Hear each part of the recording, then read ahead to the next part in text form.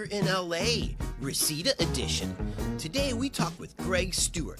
Greg is a native Angelino who has spent most of his life in the valley and was in Granada Hills 30 years ago today when the Northridge Quake struck.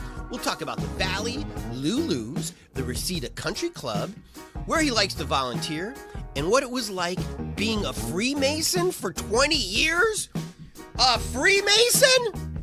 So here he is, carrying a bag of oranges, Greg Stewart. Hey everybody, I am here with Greg Stewart. Yay! All right, Greg is representing the beautiful neighborhood of Reseda. Oh, we're doing Reseda? Well, we can do Reseda. It's a whole little thing. Reseda, Encino, Lake Balboa. It's all the same. Let's do Reseda. Okay. So Greg, thank you, by the way, for coming here today. Yeah, my pleasure. Thanks for having me. You are a Valley expert, aren't you? Valley native, I would say. If it makes me an expert, then call me so guilty. This is why I love native Californians, especially native Angelinos. Very humble. Right? Yeah, I guess so. It's funny. I don't meet a lot of native Angelinos anymore. I feel like everybody's an expat that's here from somewhere else. I feel like it's probably 50-50. Yeah. But to my point, the natives are chill. Yeah. They're not up in your face. Like, hey, meet me, say hello. And my theory is because when you were young, you saw it all. So could be. Yeah. You saw it all, including celebrity, wealth, and all the things that us transplants come here to go see and be part of.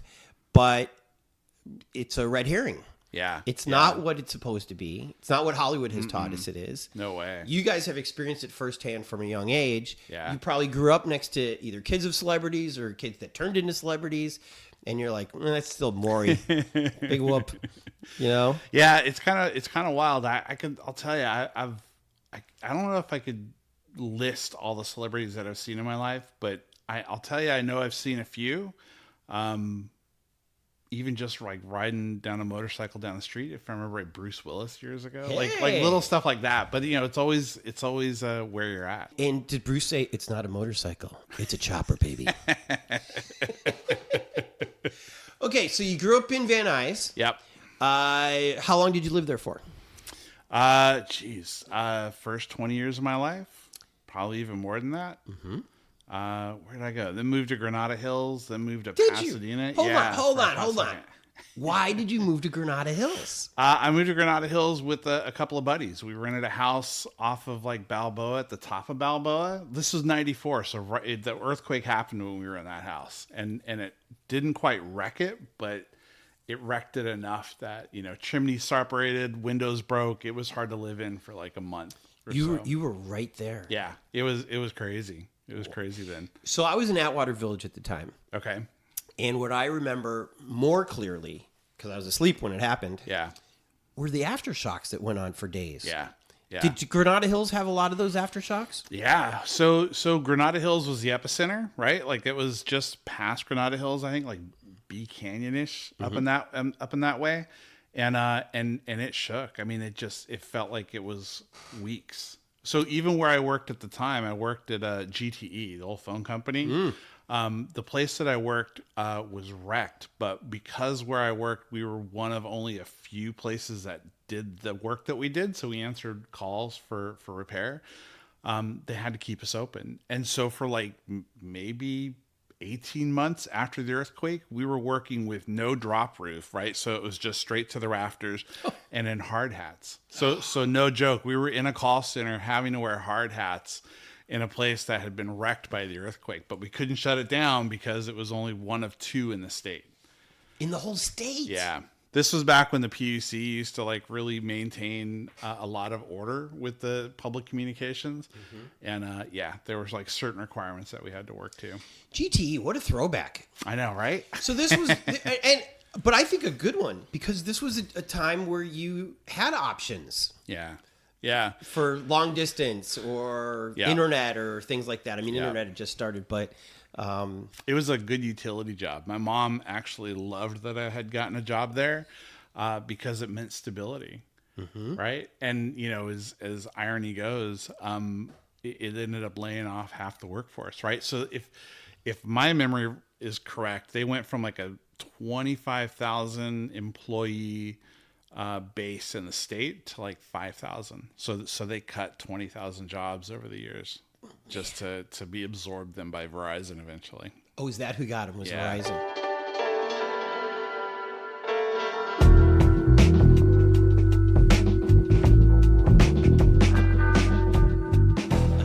So I do a lot of volunteer work with California Native Plant Society, Friends of the LA River, and just the Sepulveda Basin itself, and have been working there to do habitat restoration for 3 years now. And I sit on a committee of environmentalists in the valley, the Sepulveda Basin Wildlife Reserve Steering Committee, who tries to help inform and educate city officials who will listen about things to do in the basin. Other groups are in there. Sierra Club's a part of it. California Native Plant Society, that's the one I sit with. Audubon's part of it.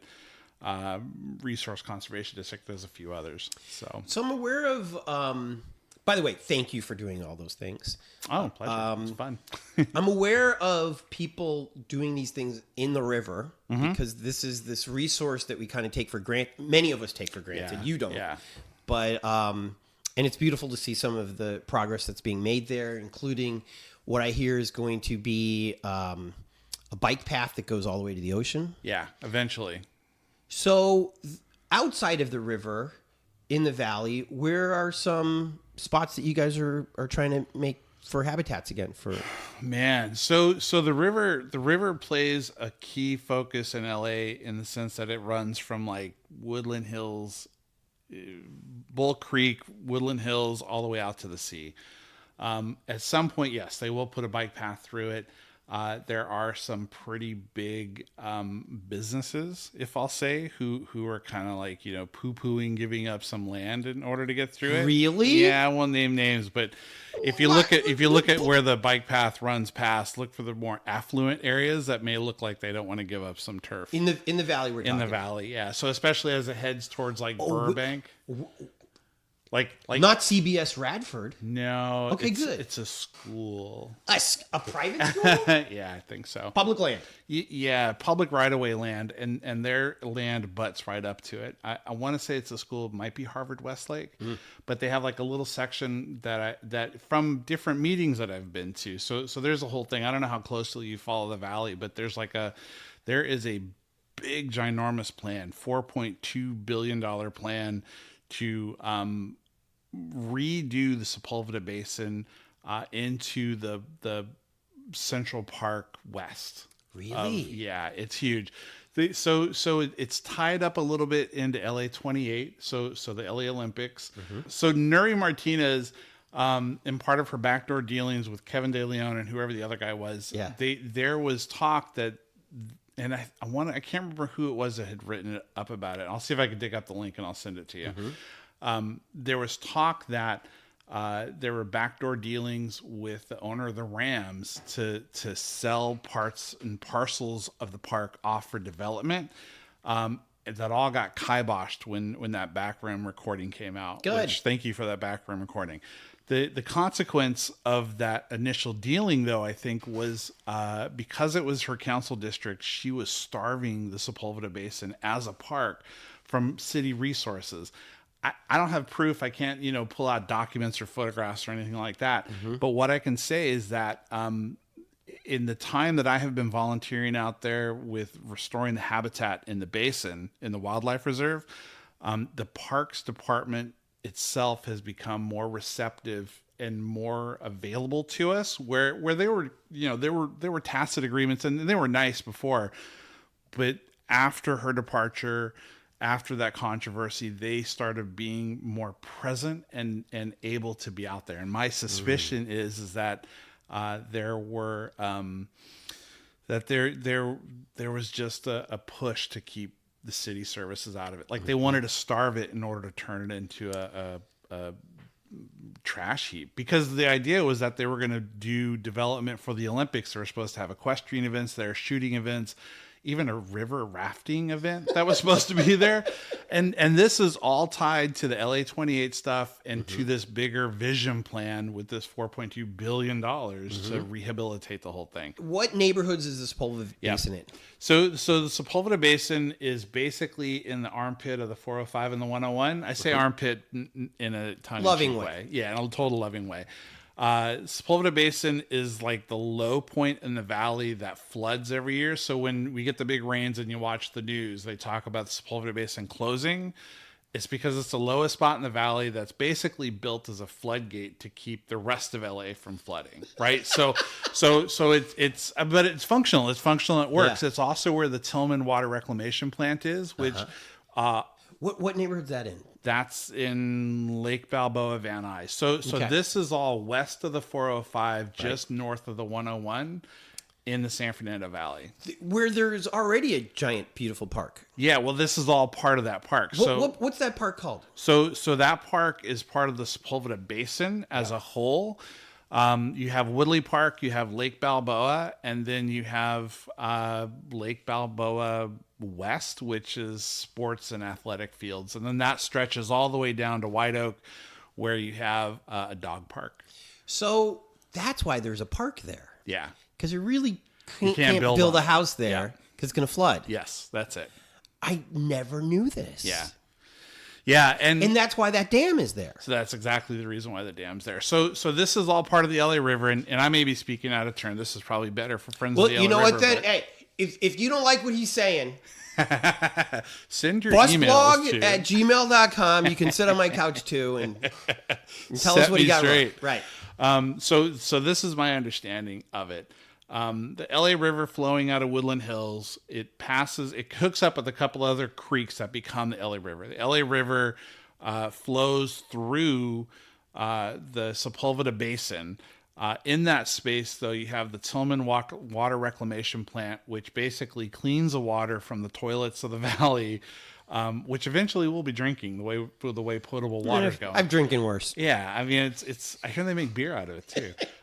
So the Tillman cleans the water, and then because we can't drink it right now, discharges it into the lakes in the Sepulveda Basin. So Lake Balboa and the wildlife area, the wildlife reserve lake. It goes through like a 3-day cycle and then gets flushed out to the river, and then it flows out to sea. So right now that's our water cycle. And so the Sepulveda Basin has a few functions. The Army Corps of Engineers maintain the land because it's for the safety, the general safety. The city parks, they maintain the parks around it, but they don't maintain the wildlife area, reserve area, which is my bigger focus. But the parks manages everything else around it. And so the parks around it, beautiful green spaces, lots of open space. It's great for families and kids, birthday parties every weekend, jump out. I mean, it's fantastic. It's a beautiful space. That all functions. So the Tillman floods into it, and then the LA River itself then flows out to sea, following the path along the LA River. So the groups that I volunteer with, CNPS, we are concerned about the native plants in the wildlife reserve because it burned to the ground in 2020. There was a massive fire. As I understand it, it was to someone lit the fire to hide a crime, which was kind of sucky. But it ended up burning like 3/4 of the place to the ground. Like I got pictures of it at the time, and it was a moonscape. And so that was around when I started getting involved with it, because I had grown some native plants and met up with them and was like, hey, you guys want some plants? And they were like, yeah, we'll take them. But if you put them in here, you got to come back and water them. And it was sort of like the perfect hook. And so, now I've been doing it, and I volunteer almost every week. Good for you. Yeah, much to my wife's chagrin. How long have you guys been married? 20 years. And she knows who you are. Yeah, well, this is a new thing. So this plant, Greg, is a new person. I'm not the person. I don't even know where this guy came from. I can tell you where this guy came from, but yeah. Please tell me the back pages of High Times. Honestly, that's why I have a green thumb. Really? I always wanted to grow it, but wow. because I live in an apartment, I'm afraid to. Yeah. So you'll see normal plants in our courtyard here. This little guy and other things. Also, it's a connection to my mom. My mom loves to garden. Yeah, that's cool. But I really would love to grow weed one day. You should try it. If you've got the seeds, it's actually, horticulture is it's really scary before you get into it. But once you kind of get into it, like even before I came over here today, I was separating out some seeds that I'd pulled and I want to try to grow some yerba santa, which is a plant that grows in the hills around here that would be great in the basin, but I don't want to buy them because I'm cheap. Yeah. And so I want to try to see if I can grow it from seed. And so I'm trying to separate it out from the from these flowers that I ethically sourced. And yeah, it's a cool try. You should try it. A few months ago on eBay, I bought some flower seeds. Yeah. Because I read somewhere that when it rains in the winter, that's the perfect time to sprinkle out your wildflower seeds. Yep. And we have a bunch of dirt spatches in our courtyard here. Yeah. So I was like, well, I'll do it there. Let's see what happens. Because last year's rains made for such beautiful hillscapes. Yeah. With all those wildflowers. And I was like, I would love to have that here. Yeah. Is there instead of me buying these seeds, is there a way that I can get seeds like in a park? So, the legal Greg will say, no, you can't go into places and take them. How do these guys get the seeds? The illegal, so you can buy them. Theodore Payne, it's a nursery that grows, they sell native plants up in Sun Valley. So you could get them from there. You can buy them online. They sell little poppy packs for like $5, Our state flower? Yep. I would love those here. Yeah, it's wait a second, those turn into heroin though, don't they? No, not this one. Good. But are they still orangey and they're the beautiful orange? Maybe they turn into heroin. I don't think so though. they're the beautiful orange flowers that you see everywhere. Yeah, it's a state flower. Yeah. That's what I want. Yeah.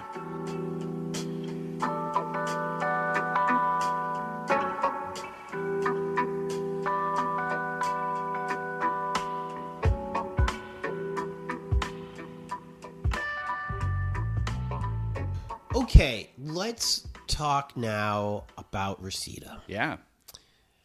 How long have you lived there? Reseda, we've been there almost as long as we were married, 20 years. Just about. How about that? Yeah. So hold on, this is 2024 now. Yep. So just around 2004, 2005, we moved in there. Yeah. Where did you meet your bride? We worked together. We actually worked together at Verizon, which had become from GTE. We worked doing Yellow Page ads way back in the day. I tell the kids about Yellow Pages in the backseat of my Uber, and they look at me like I'm crazy. I tried to explain Thomas Guide to my kids the other day, and they were like, "What? We just pull it up on the phone." Yeah. So was it love at first sight? Yeah, I think so. I really think so. It's been a beautiful thing. So, do you remember where you took her on your first date? Gosh, first date. Our first date was probably just like a stroll through the neighborhood that she lived in at the time. So it was just like a meetup, and not the weird meetups that happen these days. But yeah, it was. What neighborhood?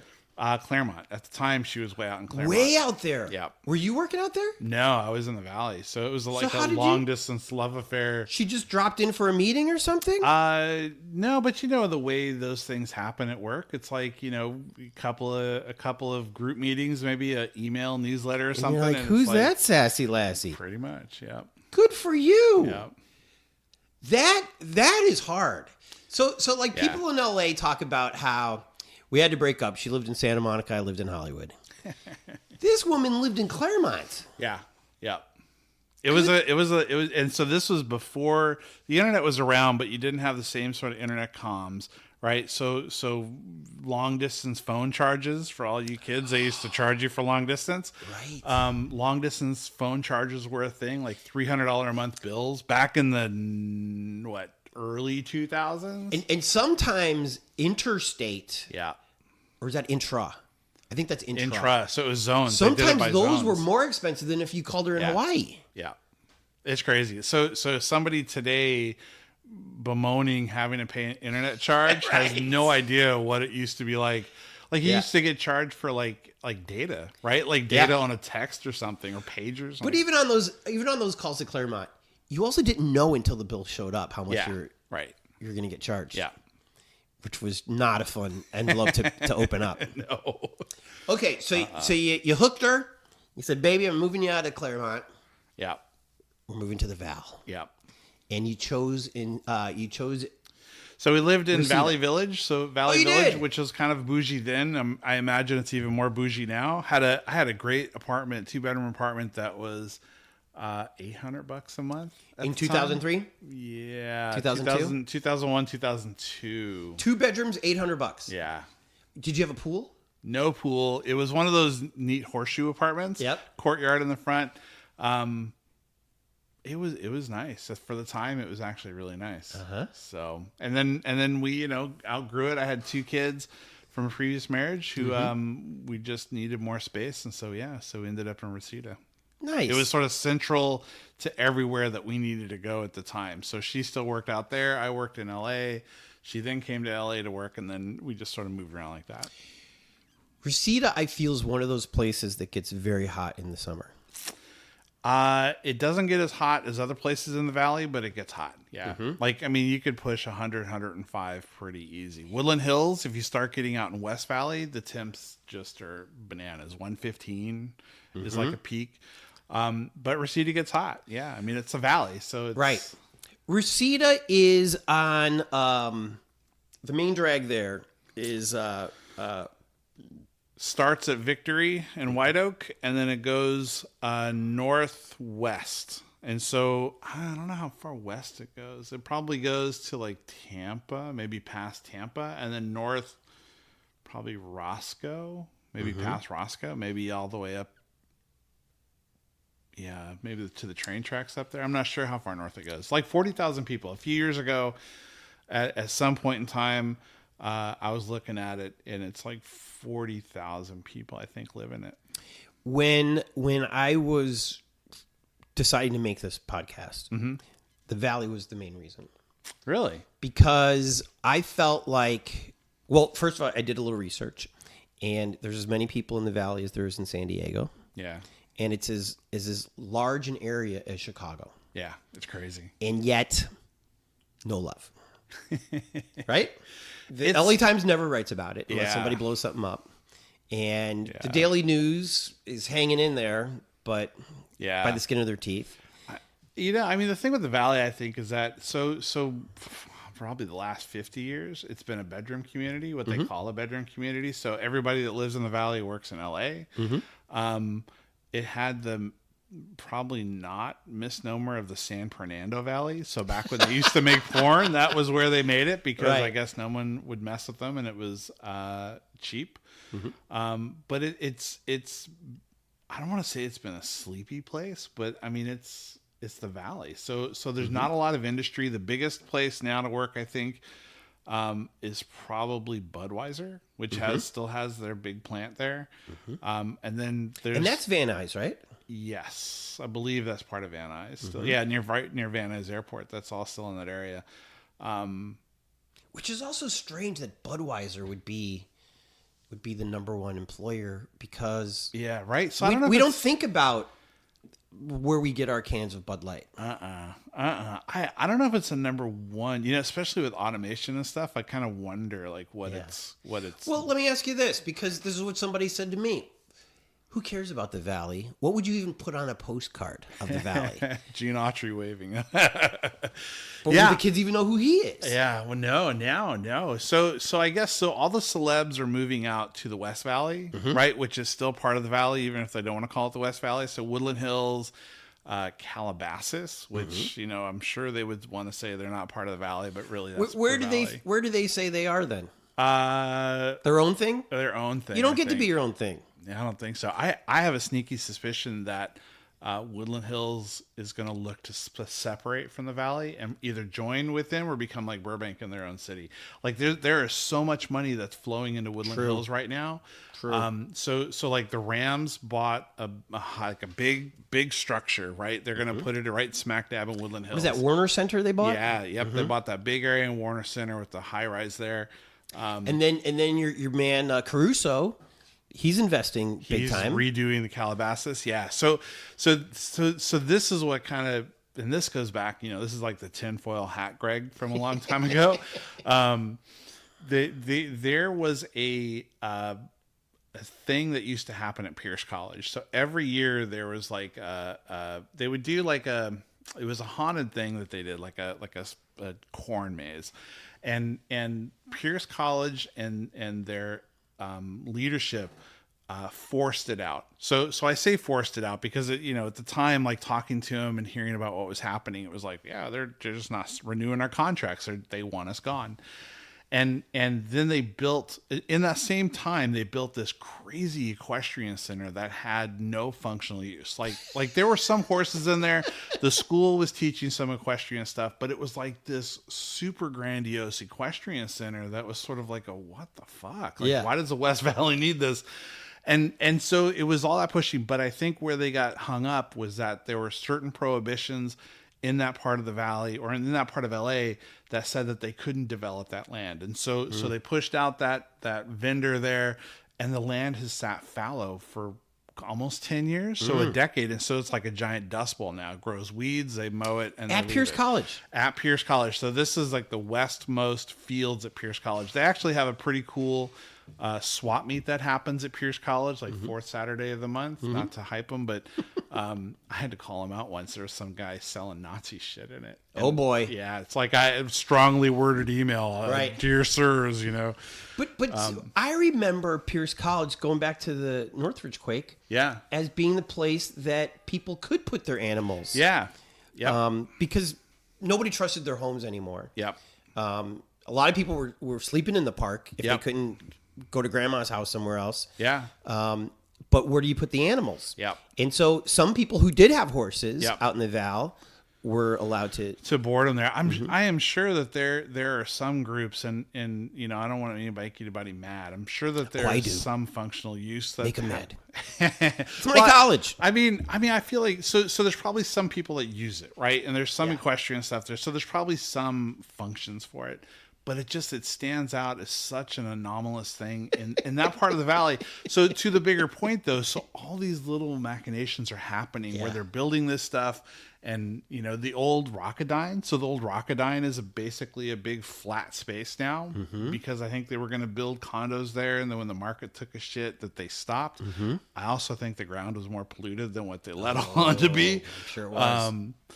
Because they have that not a Superfund site, but they have that old nuke accident site up in the West Hills. Like, I don't know if you know about that. That's a whole nother thing. Tell us. So like in the 50s, when they were testing the rockets, and I may be getting the locations wrong, but so they were testing rockets to get us into space, and there was a nuclear reactor up there, and the thing scrambled and it melted down. And so there's like this huge spot in the West Valley that's fenced off. You can't go into what neighborhood approximately are we talking? Woodland Hills, between Woodland Hills and Chatsworth. Okay. And going west. So as you get into like the Santa Susana Hills, it's a spot up in there. And I'm sure someone will remember it. And maybe I could take a minute to look it up. But no, we don't allow notes. Yeah. But anyway, so let Woodland Hills be their own city. They can clean that up. Yeah. Or not clean it up. Or it sounds to me that these are the types of people who just build on top of it. Probably concrete over it and just call it. It's the hippies like you who would say, "No, dude, you got to do it right." And they're like, "How dare you?" Yeah, it's like in some ways I kind of feel like I don't have a dog in the fight. It's not my space, right? Like I don't live there. Are there cancer clusters? Are there not cancer clusters? Yeah. Who knows? But it's an unresolved thing from the 50s that still sort of has a legacy in the space, right? That you can't go into it. Like they only open the space once a month for nature walks and stuff. So it's not like people can go frolic and play in the parks there. It's like still dangerous. Like even the signs, if memory serve, like it says on the signs, don't walk around your house with your shoes afterward. Wow. Like that kind of polluted still. Yeah, it's kind of crazy. So definitely don't walk barefoot. Oh, I wouldn't. No, because they say we're supposed to do that. We're supposed to walk barefoot on grass as much as we can. I'm all for touching grass and plants and being out in nature. Yeah, walking around in grass, I don't know. It hurts my feet. It hurts my feet. Yeah. I thought you were worried about dog pee. Well, there's that. This is very interesting that Calabasas and Woodland Hills may become a city or become two cities. I would like them to be a city because LA is just so damn big. Yeah. Yes, in the bigger picture, it would be nice to have their tax dollars come in so that we can put those into neighborhoods that need it. But we are so big that I think it's almost unfair for those of us who are, I'll say, more progressive than those people to force our beliefs down their throats. They have been successful with money, and they have their money and they have their life, and they've decided to leave Hollywood and Beverly Hills and move way the hell up there. Yeah, fine. And why shouldn't they have nothing but private schools, right? or whatever it is that they think that LA is not going to provide them. Maybe they should have their own police force over there. I think so. We'll be fine. I won't lie. At some point, I was of the mind that the Valley should probably even look at succession, and it took a little schooling for me to understand sort of the history of that and the nastiness around that, right? Like, and the not the gentrification, but like the lack of equity with other people, and just the racism behind that, and so that's still that tinge, I think, still sits on it. So if they were to separate, you know what I mean? Because they're doing it for those reasons, to save their tax dollars, to be able to do what they want, hire the police force that they want, to not put back into the bigger city. So like, I'm of the mind now where, the Valley shouldn't secede. It would be horrible for the rest of the city and for others who maybe... I mean, and probably for reasons that I'm terribly quoting at this point, but I feel like it would be disequitable for other people if we were to do that.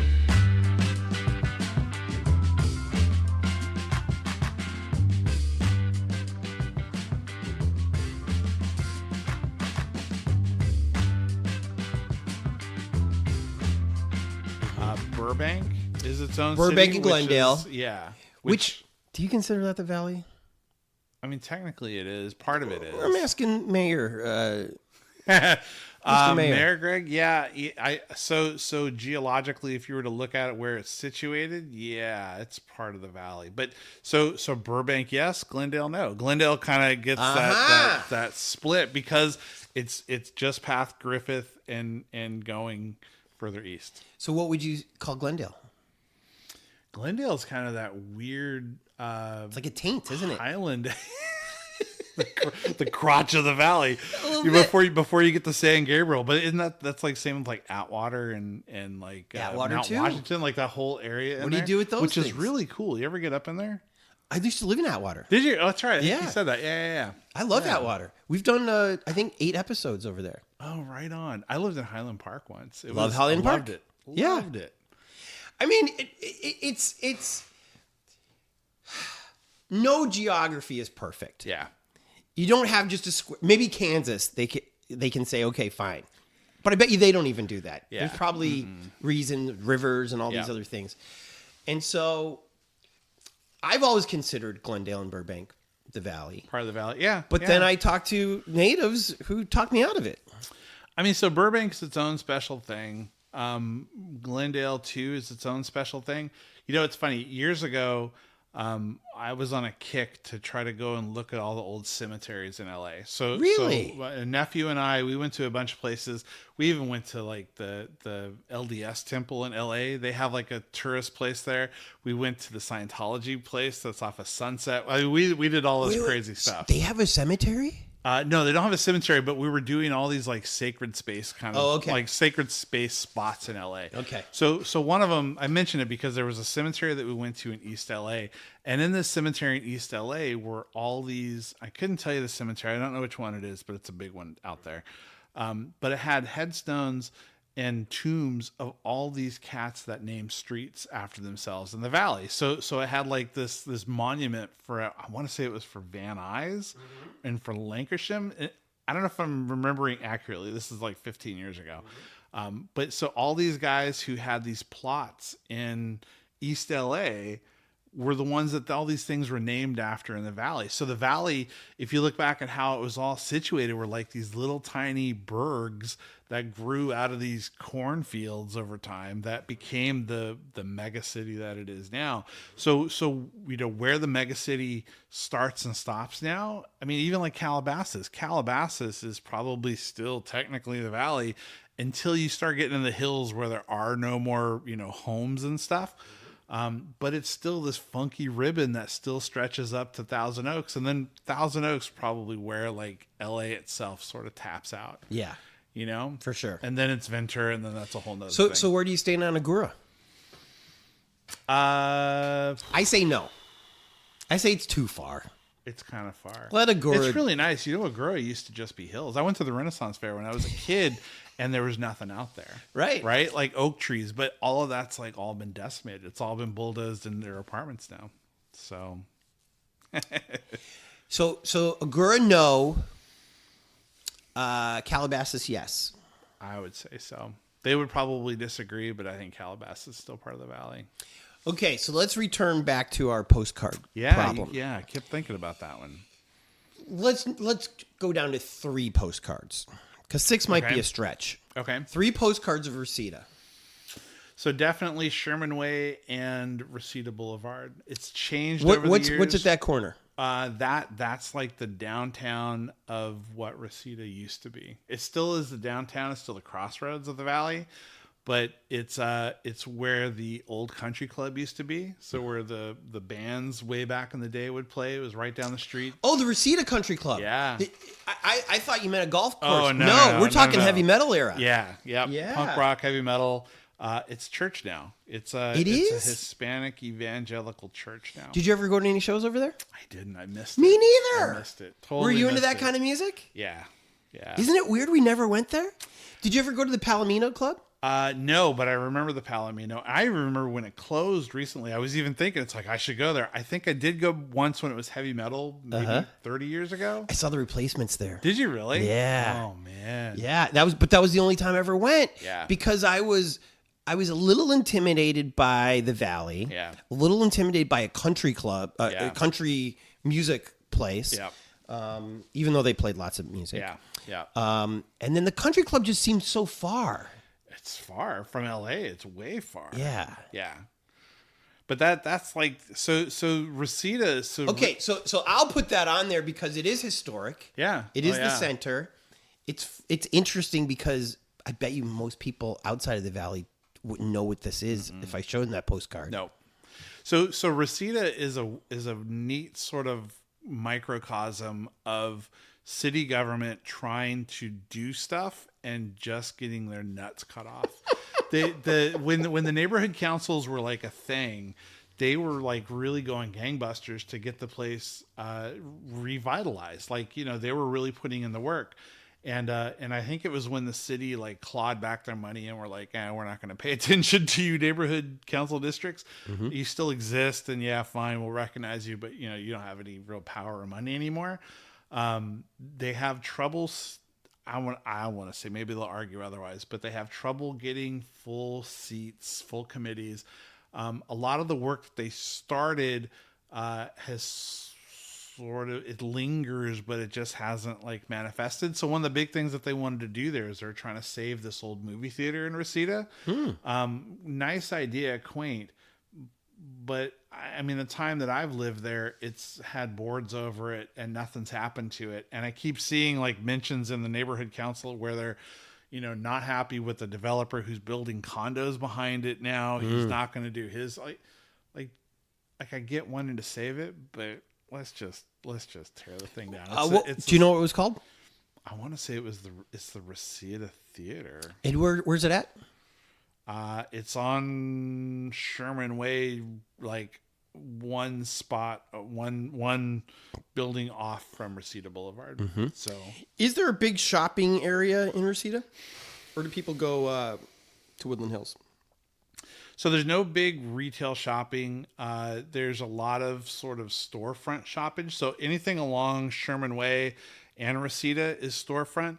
There used to be a lot of really cool stores. There are still some, but a lot of what's springing up are either like evangelical places that are moving into churches that are moving into like, storefronts because the storefronts are empty. There was a really cool art store that was out there that closed up. Even the Pep Boys, I think, closed over there. Isn't that weird? The Pep Boys were closing? Yeah, we're a car city. Yeah, I was kind of surprised. I guess they still do work in there, so you can take your car in to get service, but they don't have like a retail component. So maybe they were avoiding bankruptcy or something. Yeah, I don't know. How do you not make a fortune in LA with auto parts? I don't know. Maybe it's just not LA. Maybe it's just the bigger landscape for them. AutoZone's still around, but so there's no like retail to speak of. Whereas like Van Nuys and Panorama City have got a mall. Reseda itself, I love that Van Nuys Panorama, that Walmart mall up in there. Yeah, really. I haven't been up it. there in years. I remember when that was like a regular mall. Like you could just go there as like a Orange Julius kind of place and just walk them all. It's still a little bit like that. Is it really? I haven't been up there in years. Oh, you should go. Well, okay. So the mall itself, I think every store in there is full. Is it really? Yeah. Oh, wow. But around it and on that street, yeah, it looks like World War III. It's definitely seen better days. But in the back area, so like where the Montgomery Ward used to be, yeah, abandoned. Yeah. But because this is LA, yeah, the best tamales are on that abandoned street. No kidding. like Latino people with tents and little tables. Have set up shops. Yeah, right on. That's so that part of the valley. So there's a Kaiser up that way too that used to do pretty good business. I've gone to. That's like so as you talk about transport, that's way up in the valley. That unless you live up there or do something, there's no other reason that you would go over there per se. Like there's no venues. Yeah. I mean, family and friends obviously, but like I can't think like up that way. Like but that's why I'm okay with subways and light rail going through Bel Air. Get rid of some of that congestion around the 405 101. Oh yeah. Because we'll be okay in Van Nuys. Yeah, I think so. As long as we can get to Van Nuys. Yeah. And so I say start where your major problems are and then eventually branch out. Yeah. Because if you... So let's say in Sherman Oaks, you have your major subway station that can either go to the Red Line or can go under the mountain to UCLA. Yeah. Once that's established, then you can branch out from that. Yeah. That even if you skip the affluent areas that don't want the train stations in there, just skip down a little bit and go to Olympic and then outpour at Olympic or something. Yeah. Or Wilshire. I mean, we don't have to have a Bel Air stop. If they don't want it, I don't think they want one. But fine. Yeah. So from the valley to UCLA in one stop? That would be great. That's what we want anyways, right? Yeah, that would be great. Could you imagine how much traffic that would take off the freeway? Oh, and what these people refuse to realize because they are just in their bubble about them. Yeah. All these students who are now paying way more than what we had to pay to go to college don't have to live in Westwood. Oh, gosh. Imagine they could live in Van Nuys. Because if I'm a student, I can't afford Sherman Oaks. Yeah. Yeah, seriously. But I bet you I could afford Van Nuys. Yeah. And that's when you get your clubs all of a sudden.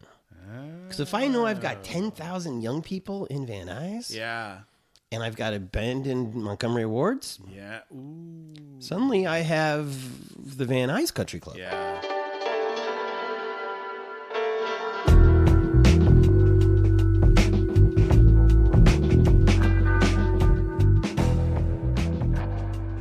Greg, you are a Freemason.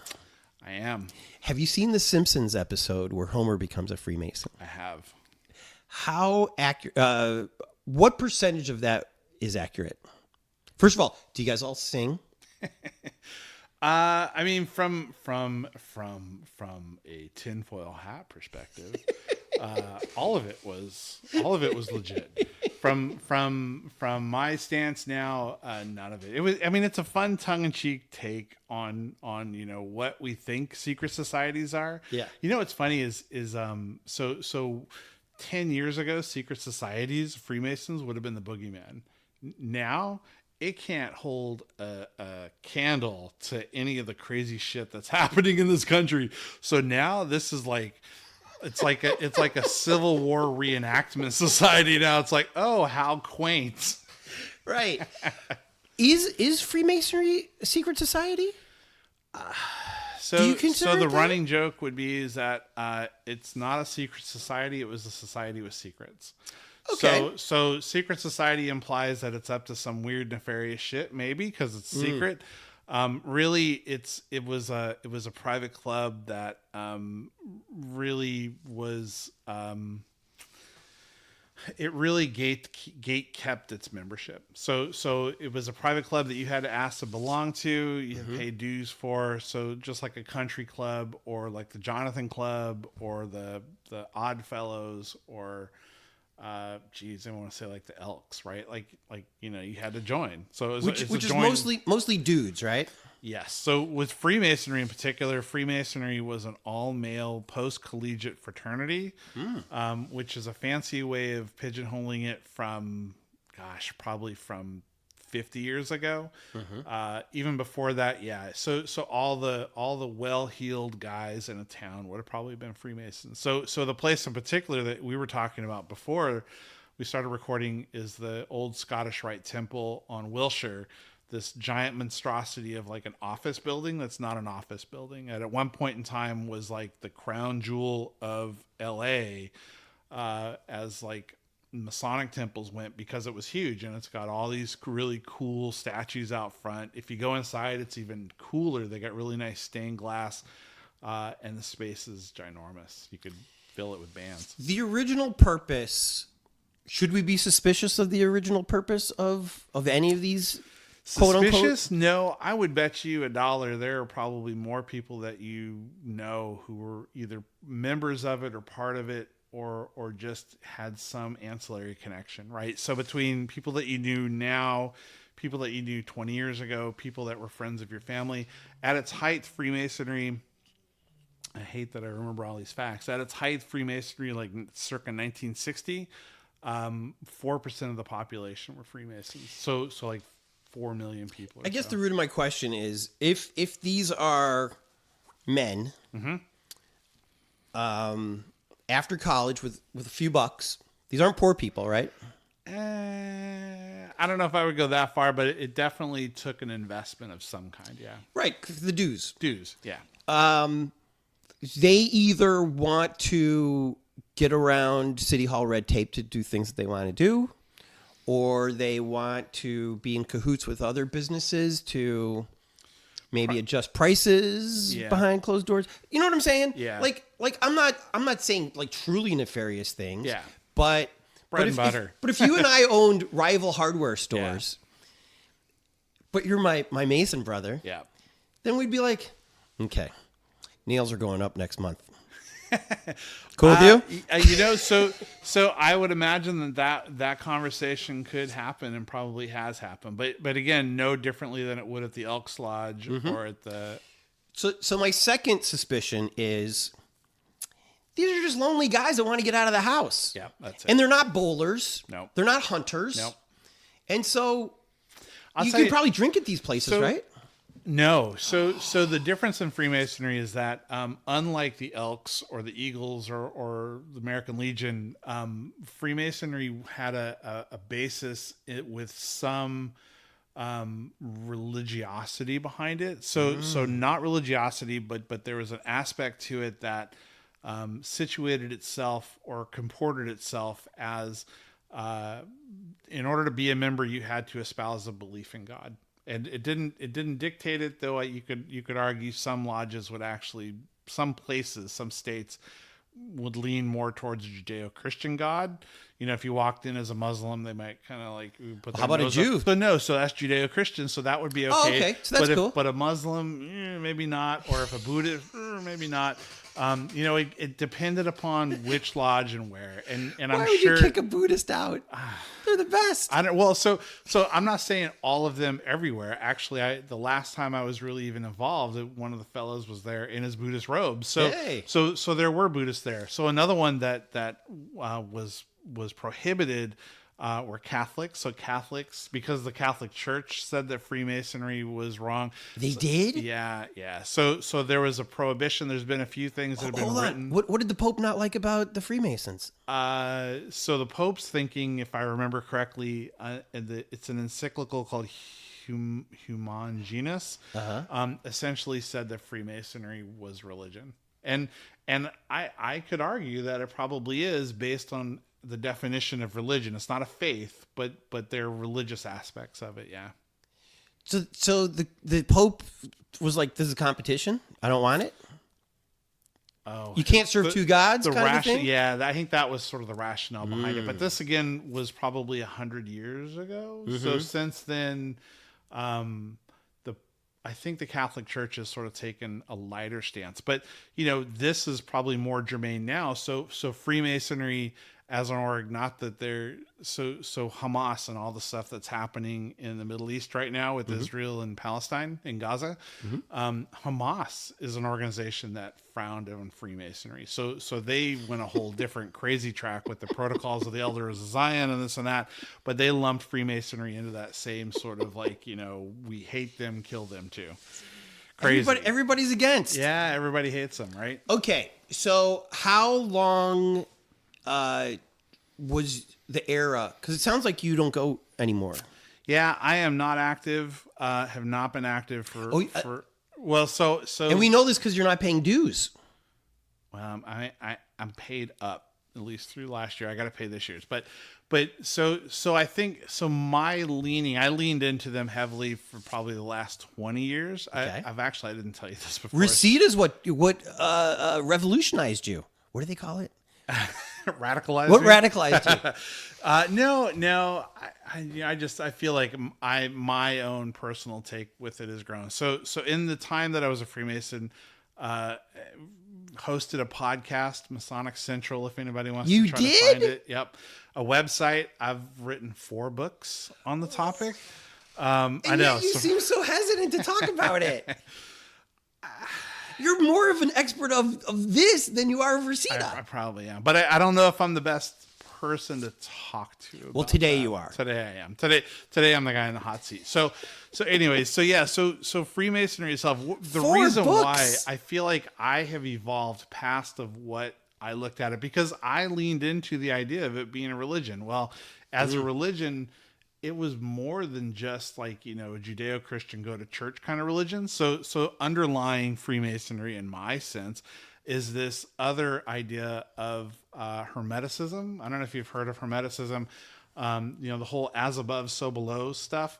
It's all sort of nestled in there together, really, which, and this is going to sound real blasé, but really nestled into this idea of the golden rule. So the do unto others as you do unto yourself, right? Like that's really at its core. And so, Is this why you had a problem with the motorhomes? People sleeping there? Because that could have been you. Yeah, kind of. I had a tent right out here just 2 days ago, and I didn't know what to think. Yeah. Because I'm a Christian. Yeah. It's like it's Christmas. Still kind of. Right. And I'm like, I don't want that there at all. Right. That makes me a dick. Right.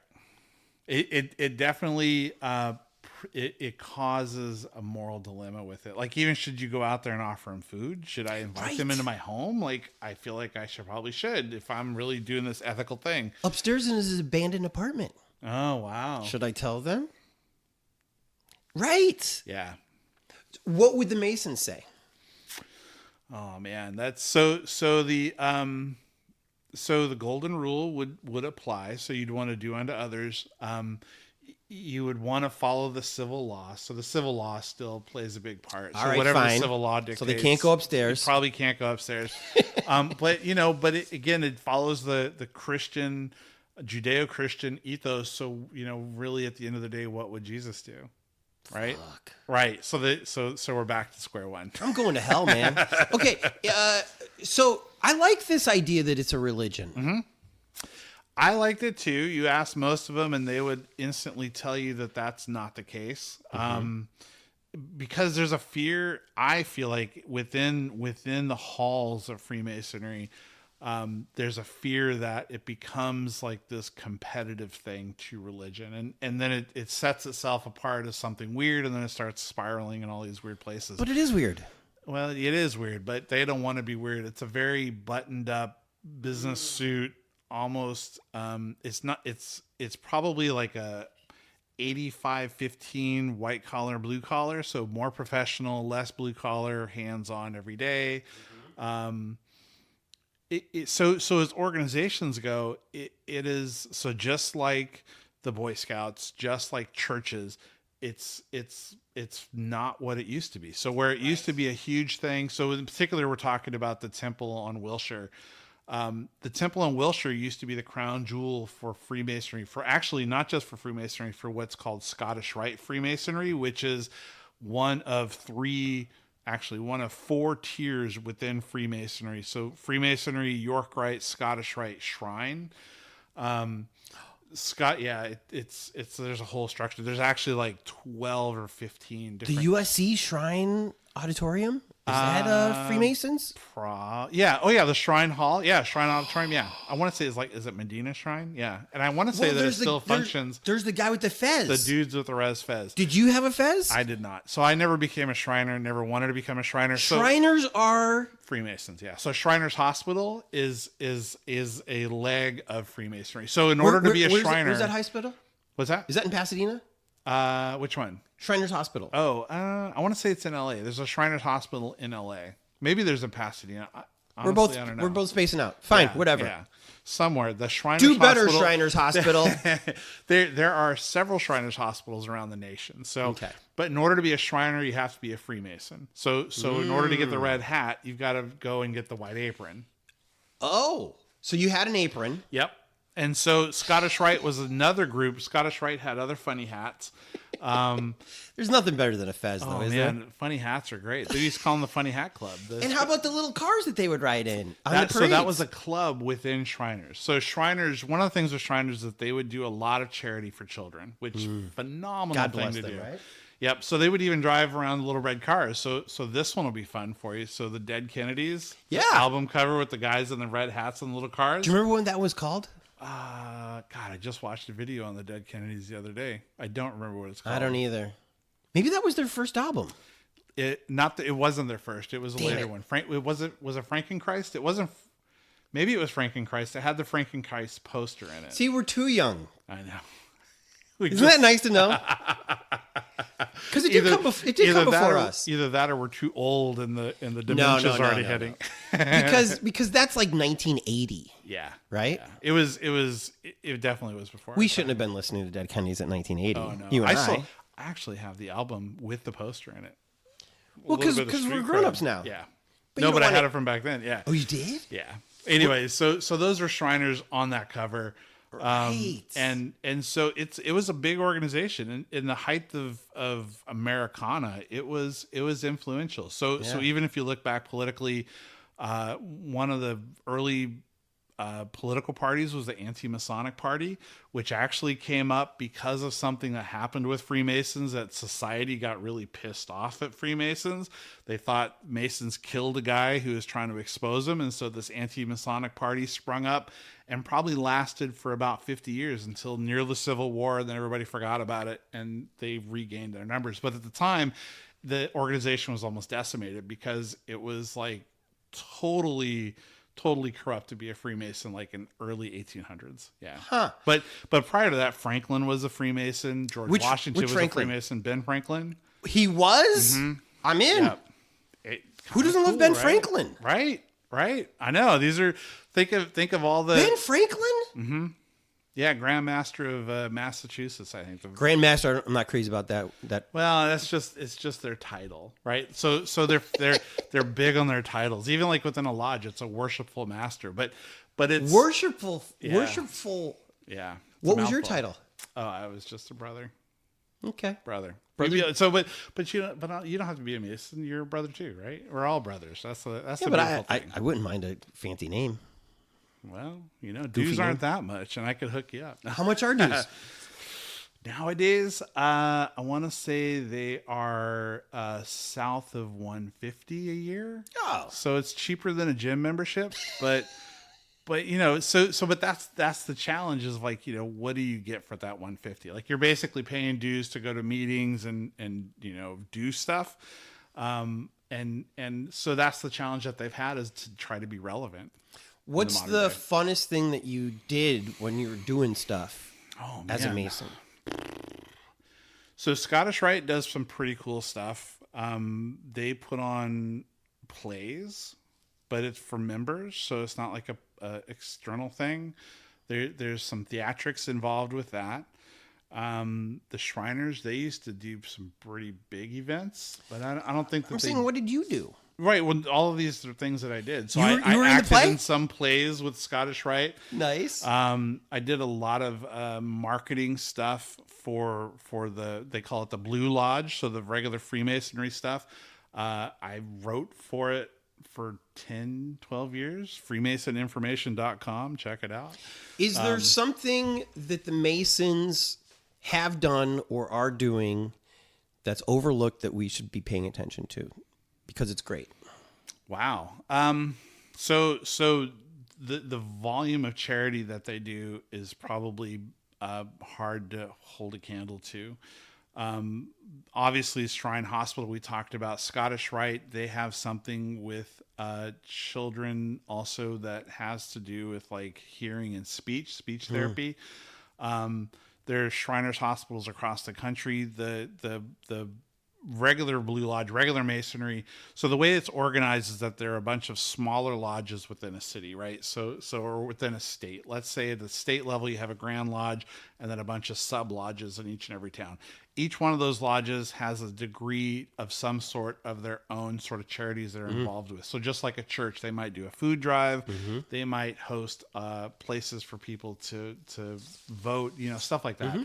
And then so Los Feliz over here, I think has one next to the House of Pies. Probably. I know there's another one that's up off of La Cienega, Ionic Lodge. I know some people that were there. So I guess I'm trying to get to the basis of this meeting because I want to drink, but it sounds like you can't drink. So you can't drink. Meeting.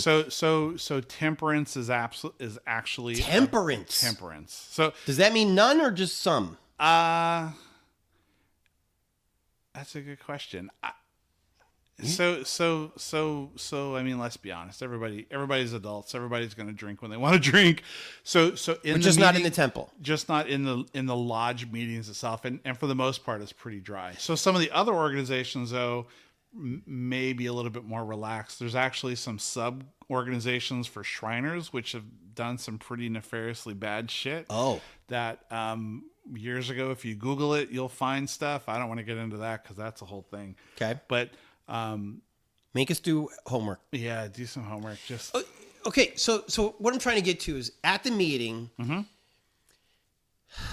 It sounds like, let's say half of the meeting is okay. What kind of good shit are we going to do for the kids? Like what kind of charity work are we doing? John over there is doing this. Billy's doing that. That kind of stuff. So kind of, but not quite. So I don't know if have you ever been involved with like church committees? No. So have you ever been involved in any committees? Yes. So I was in the LA Press Club. Okay. So I would imagine most of the meetings, the monthly meeting probably functions similar to the way that the business meeting happened at the press club. Are we going to pay our rent? How much does our tablecloths cost? Yes. Who are we going to cater for? Really? The new members are going to be the ones cooking the food and washing the dishes. Maybe we'll organize like a speaker to come in every so often.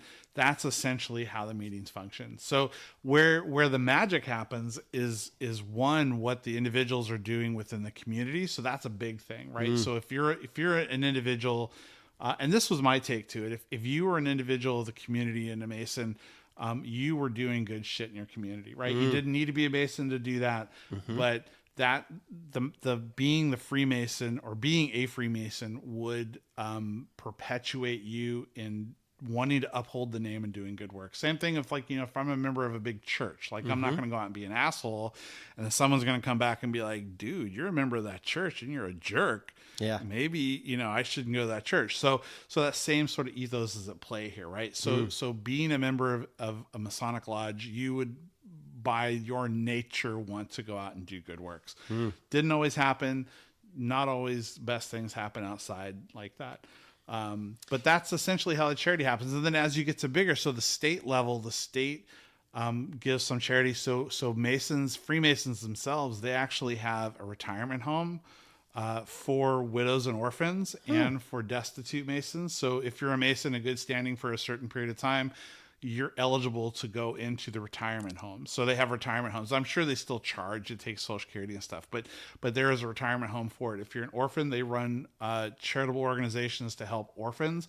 Back in the day when, being an orphan was probably a little bit more of a worse thing that you didn't have the state organized stuff for. Yeah. They would take care of kids, right? Wow. They would also take care of the widows. So let's say a Mason died, they would be there to help the widow to live out her days. So, okay. So that's the business part. Was there a social element to that meeting then? So again, I keep going back to drinking. Yeah. If you're not drinking or smoking weed in the parking lot. Eating. So they'll eat. Oh, there's eating. Yeah. So they'll have dinners. They may have speakers. Back when I was way more active, we would organize speakers to come and like motivational speaking. Yeah, sometimes it could be motivational speaking. Could be we get tap dancers in, accordion players in. Sometimes it would be not quite a Tony Robbins, but some virtuous person talking about doing. So it's nothing for anybody to be freaked out about. Not at all. Nothing. Nope. Trust me, I've been probing. It doesn't sound like, but still after 20 years, you just grew out of it. You're like, whatever. Yeah. This could have been an email. What's that? This could have been an email. Like, why am I doing this? No, I think for me, growing out of it was really based on just not wanting to toe that line anymore. So just as like they do all this positive stuff, there's also some what I think the Ron DeSantis in the world would say is too woke to recognize. So my issues with it is that there's still a degree of blackness and whiteness to it. So there's a line of black African-American Freemasonry. Oh, literally black and white. Yeah. So Prince Hall Freemasonry is a beautiful thing. It exists. And a lot of states have grown to recognize it. So there's mutual recognition with them. But the fact that there's still like two separations of it.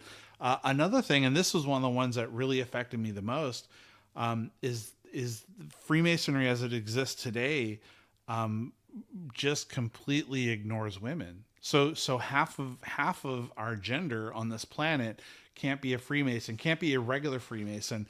That's not to say that first women would want to be Freemasons, but there are women Freemason organizations, but the regular Freemasonry doesn't go far enough in recognizing it or even admitting women. And so there's some issues with that in the sense of equity, right? So right, you know what I mean? It is wrong to stand on your laurels of being a just and upright person doing these great moral things, but then to say, oh, well, fuck that group because they're women. Like we can't have women. So that to me really like threw a whole wrench into the works. So it's segregated by black and white sometimes. Yes, and in some states and across the board with women. Was I keep wanting to call them a clubhouse, and I don't mean it in a derogatory I mean it's way. essentially a clubhouse. Yeah. Did they have any blacks at your clubhouse? Or your temple? I should be respectful. So there are different levels. So temples, lodges, God, I don't know, shrine calls them shrine temples, Scottish Rite temples. Yeah.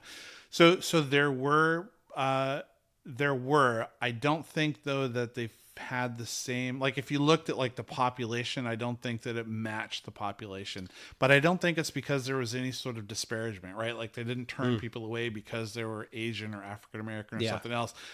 I just don't think that there was a big interest from those communities. So like when you look at this like society in general, where like 10% is this, 17% is that, 50% this, 50% that, like it's skewed nowadays. I'm not sure how it would skew, but at your I temple, don't think half of them weren't Latino.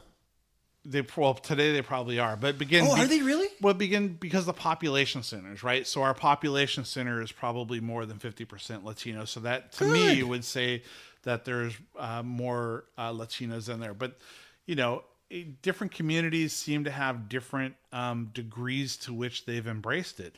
So within, say, Filipino communities, they may have lodges that are all Filipinos that don't have an African American member or even a white member, but because it's a community that it's in. So that's where I'm saying. Do the Masons have a stance on gays?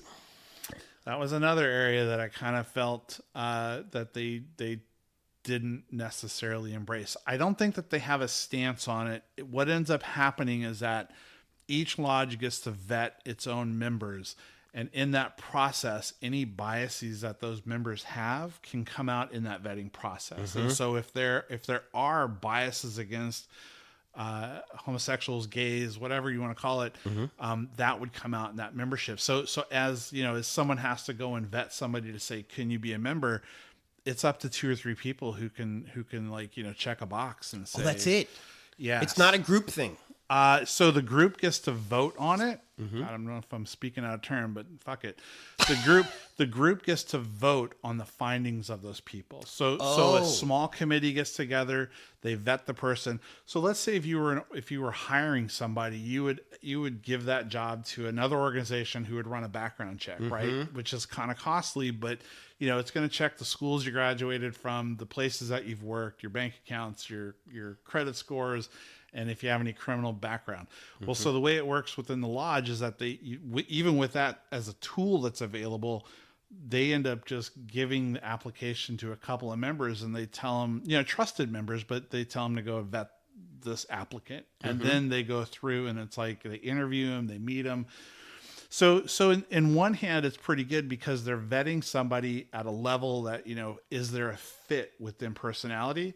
But if there are any biases that exist within that person, then that will cloud or color their decision making, and then exclude that person. And so I am not in charge of it. Never was I in a position to be in charge of it. But from what I was seeing and just the sense that I was getting across the board, not just here in Los Angeles, but across the board, I don't know if they were really embracing it in a way that they were, trying to be inclusive of everybody. That again, that's just in the male aspect. I feel like I really took umbrage at the fact that their exclusion of women, the way that they treated women in it, and just didn't even a denial that even women lodges existed. Like these women lodges existed. Like, this isn't like the only deal here. Somebody could easily go and join a co-Masonic, or if a woman wants to go join a mixed one. And the main organization, just flat out refused to acknowledge it. And so for me, it's sort of like, all right. So it would even be on the website. What's that? It wouldn't even be on the website. Probably not. They wouldn't even point people to it. Like, if I'm a woman and I want to be a Mason, I would doubt that the main lodge. What do you think's underneath all that? There is a strong hold of tradition, like so many other organizations, to not acknowledge it and embrace it. And again, that's where the lack of change. So the fact that their change is super slow within it as an organization, that's what I think it is, that they just don't want to embrace that change. And this is something that I think this new generation is so much better at. Yeah. Yep. But so in the case with Masonry, though, I feel like they've missed the boat. So me doing everything that I did in the past with the websites and everything else was this idea to counteract a lot of the negativity and try to put a positive face on it in places that the organization wasn't doing a good job. So at the point that I got tired of it, I'm tired of trying to tote this water. The organization still doesn't do a very good job at that. And I feel like that even forces within it are still holding it down to not let it embrace those things, or holding on to tradition that, back to that wokeness that we would say, it's you can't do that because it's woke. maybe woke is what you need to wake the fuck up. Like, this is society now. And you're right. The young people today, they are aware of this. But in that same vein, they're not interested in this stuff if it's not embracing what is like a current cultural thing. You know, that's it's funny when the woke definition is used as a negative. Yeah, I know, right? Because it's like you're upset about equality. Right. You're upset about treating women like yourself. Like, that's bad. Yeah. And so, again, I think I kind of feel like this is the last gasp. The DeSantis's of the world are the last gasp of that type of white man, which you're clearly not, who is comfortable with their ignorance and satisfied with what power they used to have and are afraid of what power they're about to lose. Yeah. But they're really not going to lose it. That's the You don't illusion. think so? So if they're looking at it as power, then sure, they're going to lose it. But the reality is that it was never power to begin with. So that's what I think the rage against the machine is, not to use such a good band, but that's what the rage is about it, is that it's like a discovery that it was never power to begin with. Well, I guess what I'm thinking about with power is when you look at the board of directors of GE or GTE 20 years ago, it's all white guys. Yeah, probably so. And that's changing now. True, but did that mean that it was powerful then and it's not powerful now? That just means that it was different faces, right? So if you look at the research, and this is a whole different vein to get into, right? So you can look at the data, and the data tells you that diverse teams do better than not diverse teams. That's right. And so you can rage against that all you want, but having that diverse team is still going to be better in the long run than that group of old white dudes.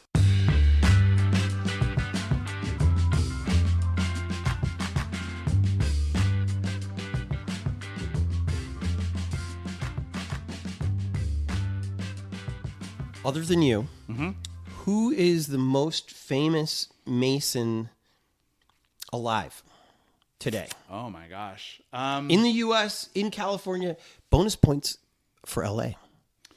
This is going to be a weird one.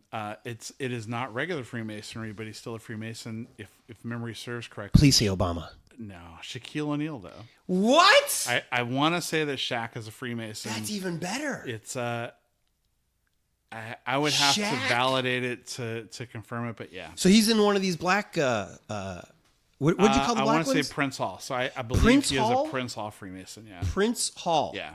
Is that a guy's name? So Prince Hall was a freed slave back in New England that was made a Mason by a cohort of Irish Freemasons. I'm probably totally butchering this. Someone else could probably tell a story better. He was a freed black slave, made a Mason, and he founded this organization of Prince Hall Freemasonry thereafter. So other freed African American black individuals could become Masons at a time when no one else could, like late 1700s. I love this. Yeah, pretty cool. Now I finally have a question to ask Shaq. I don't know if he'll admit it, but I want to say that there are photographs. So Masons at different levels take their membership differently. Some are very private about it. Some are very public about it. Obviously, I went public. I wrote books. I've run a website, run a podcast. Others are pretty... But you're not up to nefarious things. No, but there's a social stigma that they're afraid of? I think so. From some. So there are some people that sort of look down their nose at it. Or will... Is there a handshake, first of all? I will not confirm nor deny. But if Shaq, let's say I approach Shaq and I go, I hear you're a Prince Hall Mason. What's up, brother? Is that enough for him to know that I know it would be a little bit about this world? I think that would be enough to probably trigger him and heighten his awareness to then test you. Okay. And there would be a test, and if you failed that test, you probably wouldn't talk to him the same again. I just want him to admit that he is. If he's on the fence about admitting Shaq's kind of cagey with stuff like that. I don't think he would. But is there a code word or something I could say? Or is that enough? Prince Hall is enough. By the way, that's going to be my new password. Is there a code word? No, there's no code word. There's nothing that you could drop. So nothing it's really that, the ring. Nothing I gotta that find I a could, ring. Nothing that I could communicate to you as something to communicate to him. Yeah. Were I to meet him, I think I could prove myself to him. Well, you could. Yeah. You've written 4 books. Well, but I'm even saying just like at the base level thing. So because it's an organization that recognizes others of the same organization. So yes, there are methods by which they do that. But a regular guy can't get it out of him unless he's not a regular guy. He's got to be a brother. Yeah. To figure it out. I think he would tell the truth. I don't think he would hide it. Again, I don't know what his level of like activity with what's he worried? So. He's not worried about anything. Yeah, I don't think so. On him, certainly not. Well, Greg, this has been amazing. Yeah, this is fun. This is a lot of fun. This has been amazing. Where should I eat in Reseda? Ooh. Oh man. I told you I barely talk about food. Yeah. LA Taco can talk about Reseda tacos all they want. God, where to eat in Reseda? What's your favorite place? There is a little spot that before this last week I would have said go there. It is a dive of a place. My favorite. And the food is hit or miss every time. Fine. It's called Lulu's. Okay. And it's the weirdest little spot in the valley. It is such a throwback to what the valleys were in the 80s. But for breakfast their chicken is usually good. The last time I ate there, it wasn't. What's like fried chicken? Yeah, roasted chicken is what they're roasted chicken. Roasted with the broasted. So it's like a diner? Yeah, kind of. So it's a diner with if I order the chicken, I'm going to get mashed potatoes and some peas veg. maybe. That's it. Yep. Couple slices of bread? Yep, yeah, a basket of bread. It is an old school kind of restaurant in a space where every other old school restaurant has gone away. Like places come and go all the time. Great vegan spots come and go. Yeah. Lulu's probably owned that land, and that's how they ducked it. Yeah. Good for Lulu's. Yeah. What street is this in approximately? Gosh, it's Balboa and Satakoy. It's right near the Home Depot. Okay. Out there. Good Home Depot. You like that one? It's okay. It's the dirty Home Depot. And I say dirty, so there are different Home Depots. There's a bougie Home Depot where bags of cement haven't broken and there's not clouds of cement dust. And then there's the one that all the legit workers go to. The Home Depot in I don't think it's Reseda, but it's like Lake Balboa, Van Nuys. It's where all the workers go. So it looks like it gets well trafficked. So, Greg, I guess I was under the impression you had a website about the Valley. I guess you don't. That's fine. Nope. Where can people follow you? So my latest website is plantingnatives.com. I'm on Twitter, Greg B. Stewart. Wait, Planting Natives? That's what I want to do. Yeah. Plantingnatives.com. Yep. If you Google Planting Natives or my name, you'll find it. It's linked off of Twitter or on Instagram. I think I'm Gregory B. Stewart _ on Instagram. Gregory B. Stewart _ Yeah, I think there was another Gregory B. Stewart out there. Crazy, right? He'd be better watching his back. Gregory B. Stewart _ Yeah. On Twitter. Yeah. Instagram. Greg B. Stewart on Twitter. Okay. Yeah. Are you happy with Twitter? No, not Should really. Elon be a brother, and would that fix him up a little bit? No, I don't think so. Elon just needs he wouldn't to go pass away. the original test? He needs to go away. I'm sure he would. He could pay his way through it, but... But you guys got to vote. Yeah, we'd have to vote. They probably vote him in because he got the cash. Because the system is still the system. Greg, thank you so much. Yeah, and thanks for the oranges. You brought gifts. Yeah. By the way, if anybody wants to be a guest and be treated very nicely by me, absolutely, bring some oranges. There you go. Thank you so much. Pleasure. We'll see you at Lulu's. Yeah, there you go. Let me know. How great was Greg? You know who we'd float down the LA River with? Our Patreons. When you stoke us, you're saying, Tony, glad you survived this earthquake 30 years ago. Here's $30. So shout out to our Patreons. Nancy Rowellman. I mean, you don't have to give us $30 for that. Shout out to our Patreons. Nancy Rowellman, Sean Atlow, Matt Mills, Sean Wallace, Greg and Molly, Jamie Taylor, Mark Johnson, Kira Ann, Barney Grenke, Ben Welsh, Jen Adams, Trevor Wilson, Bree Wild, Dougie Gyro, Christina Up North, Robin Carey, Adam Shorn, Ben from Down Under, Chris from the ATX, Gregor, and Phil. To be a Patreon, just go to patreon.com/hereinla and give till it hurts. Want to support us, but your rent just went up because the rent control increases start in February? You can still help. Post your favorite episode on your Facebook. Start with this one. Just share from our Facebook group and say, "You got a Freemason on there?" Tweet the link on your Twitter or your threads. Put it on your live journal for all I care. But tell your friends. Tell them how Here in LA is spelled, and then it's on Apple Podcasts and Google and even YouTube. Here in LA is produced by myself, Tony Pierce. Music supervision by Jordan Katz. Songs by Orgone and Jordan Katz. Special thanks to Cindy for creating the logo, Jen for inspiring this, and Angelinos everywhere who spend their free time volunteering to make this city even more beautiful. Thank you!